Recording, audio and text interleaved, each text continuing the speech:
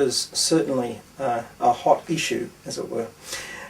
It accounts for 20 to 50% of your energy bill and emits 40,000 balloons. By taking a look at our water heater, shower, and clothes washer, we can save 85,000 balloons and hundreds of dollars a year. Heating your water tank is second only to heating and cooling your space in terms of its use of energy. If you've got an electric hot water service, over a tonne a year of greenhouse gas and maybe $50 to $100 of your electricity bill is going keeping that water hot, because the tanks are not that well insulated and all of the pipes coming out of the tank are hot and they're losing heat as well. One of the easiest ways that you can bring your hot water energy use down is by installing a bit of this stuff, which is called lagging or pipe insulation. It costs you between $4 and $6 a metre from a hardware store. Basically, you just slit it down the middle, wrap it on any exposed piping coming out of the hot water system, and it just serves to insulate the pipe so you don't get heat loss out of the pipe.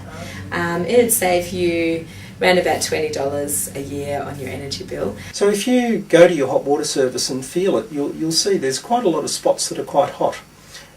So with an electric hot water service, you can actually just buy some insulation and wrap extra insulation around, and you can halve that heat loss. For those people who've got an electric hot water system, you can insulate your tank using a blanket or old newspapers or rags, or if you've got the means, you can get yourself some proper insulation. If you wrapped that around your tank, you could expect the efficiency of your tank to improve up to about 30%. So that, again, that's another really simple and effective thing that pretty much anyone can do. We don't recommend it for a gas hot water system because there's a fire risk with the pilot light. Probably the most simple and definitely the cheapest thing that you can do to save energy and money from your hot water system is to turn the temperature down on your tank. In Victoria, the new regulations say that hot water coming out of taps and showers should come out at no more than 50 degrees. So basically, all you need to do is stick a thermometer under a running hot tap, find out how hot it's coming out, and if it's significantly over 50 degrees, just adjust the knob on your tank a little bit to bring it down to closer to 50 degrees. Now this is a beautiful shower head, I'm sure you'll agree. However, it does send quite a lot of water gushing down, probably a hell of a lot more than you actually need to get yourself reasonably civilised. Install what's called a low flow shower head or a water efficient shower head. Look for any shower head that's rated more than 3 stars.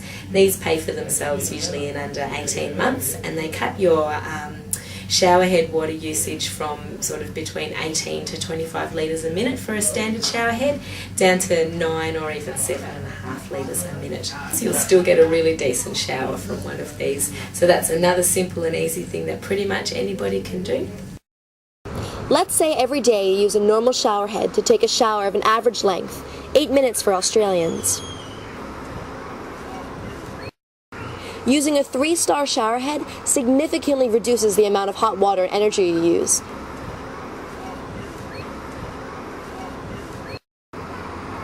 The energy you save can amount to up to $60 per year and 19,000 balloons. So, if you spend $30 on a 3-star shower head, by the end of your first year, you will already have saved $30. The energy you use for washing and drying your clothes can cost you 33,000 balloons and $170 a year. You can cut your energy use by up to 90% just by using the cold or warm water cycle on your washer. This is equivalent to 4,300 balloons or $30 a year. A lot of people have got the impression that cold water washing isn't as good as warm or hot water washing. If you have a good quality washing machine and you choose a reasonable quality detergent that's designed for washing in cold water, you'll find that you pretty much get the same washing quality. If there are some clothes that have got, stubborn stains or things like that, then pre-soaking them for a while is a way to still achieve a good result. While we're in the laundry room, let's consider the dryer. Every load emits 60 balloons. Try using a clothesline whenever you can, and a dryer only when necessary. You'll lengthen the life of your clothes, save money and balloons. So by insulating your water tank and pipes, using a low-flow shower head and taking shorter showers, and using a cold or warm wash instead of a hot wash, you can save 64,000 balloons and $440 every year. Next, we'll look at electrical appliances and how they're costing you money and balloons when you're not even using them.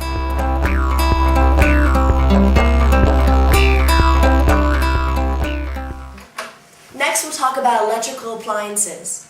Total, they account for 40% of our greenhouse gas emissions, $500 in energy bills, and 100,000 balloons every year.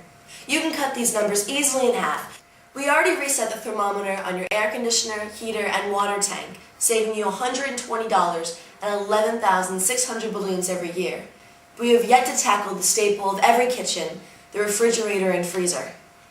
The fridge is the only appliance that runs 24 hours, 365 days a year. It's actually a really significant portion of your energy bill. The easiest thing to do is to adjust the temperature on your refrigerator to between 3 and 5 degrees Celsius, and your freezer from -15 to -18 degrees Celsius. Now, when you're testing your fridge to see what it is running at, it's worth being aware that your fridge will be different temperatures closer to the walls than it is in the middle. So what we reckon you should do is to put a thermometer in a glass of water and then stick it in the middle of the middle shelf of your fridge, and you'll get a pretty accurate reading. Same with the freezer. Don't stick it right up against the wall, pop it in the middle of the freezer. But there's another culprit, your second refrigerator. 1/3 of Australians have them. By turning it on only when you need it, you'll save 20,000 balloons and upwards of $100 every year. Next, we'll deal with standby use, or phantom leakages. So that your electrical appliances snap to life at the press of a button, most never fully turn off. Instead, they sit in a waiting mode, meanwhile consuming 10% of your house's electricity, producing around 17,000 balloons and costing you upwards of $180 each year. 100% of this is avoidable if you turn off appliances at the power point instead of the remote. Or try using a power board to make it easy to turn off your appliances at once. Over the course of a year, your TV is actually using more electricity off than on. By unplugging it or turning it off at the power point and not the remote, you'll save 5,000 balloons and $40 each year. And that's standby power. It's doing nothing useful, it's just wasting power.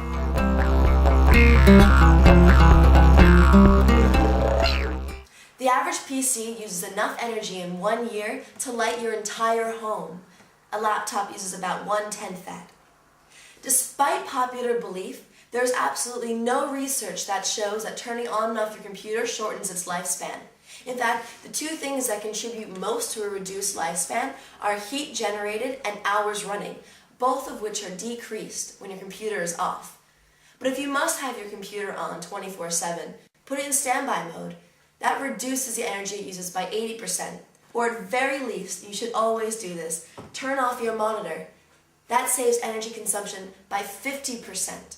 And don't even bother with screensavers. Despite their name, they send absolutely no energy at all.